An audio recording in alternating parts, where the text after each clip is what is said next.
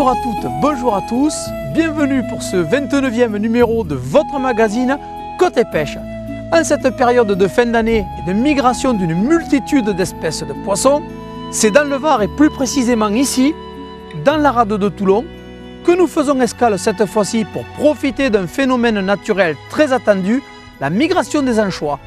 En effet, de grands prédateurs comme le thon rouge ou encore le dauphin poussent vers la côte une grande concentration d'anchois qui, une fois rentrés dans la rade de Toulon, offrent un festin de choix à de nombreux pélagiques comme la pélamide, la bonite ou encore le maquereau espagnol, pour le plus grand bonheur des pêcheurs de loisirs et sportifs de la région.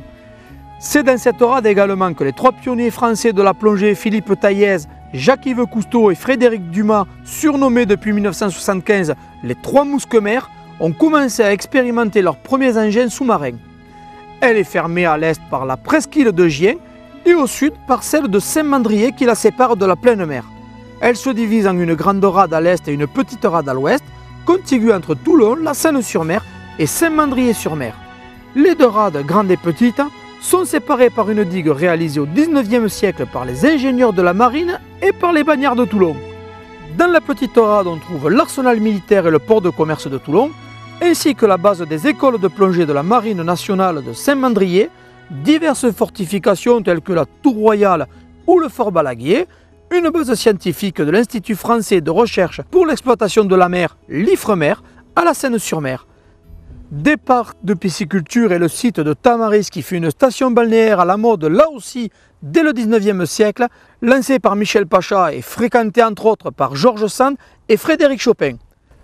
La rade est séparée de l'arrière-pays varois par les monts Toulonnais, celui sur lequel nous nous trouvons, le bord des Quatre Aurets, ou alors colline des Quatre Vents en provençal, un peu plus loin le mont Côme de 804 mètres, le mont Faron de 584 mètres et le mont Coudon de 702 mètres.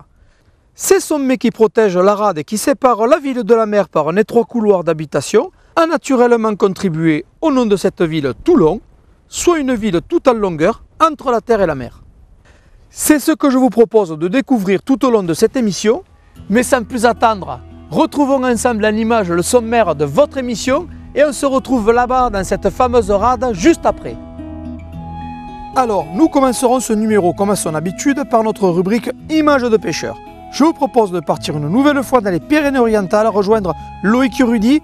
Rappelez-vous, ces deux détaillants d'articles de pêche du magasin Destination Pêche nous avaient conviés l'année dernière à traquer le thon rouge au Broumé en Méditerranée. Et bien cette fois-ci, vous verrez combien il est possible de prendre tout autant de plaisir sur des espèces de taille beaucoup plus modeste avec du matériel adapté, à la recherche de la dorade royale de nuit au bouchon lumineux.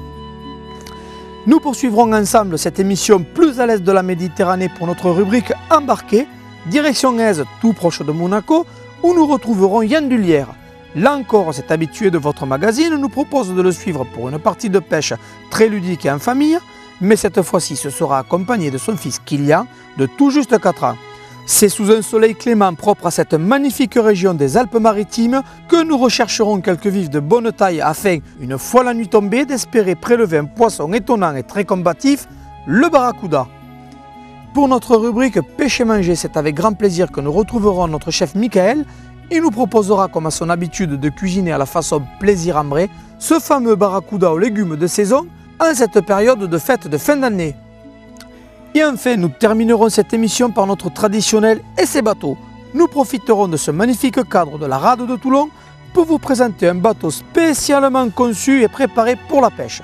Comme vous pourrez le constater, ses nombreux rangements, sa cabine, ses aménagements pêche et son équipement électronique font de ce Sélection Aston 21 un bateau d'exception pour la pêche en mer.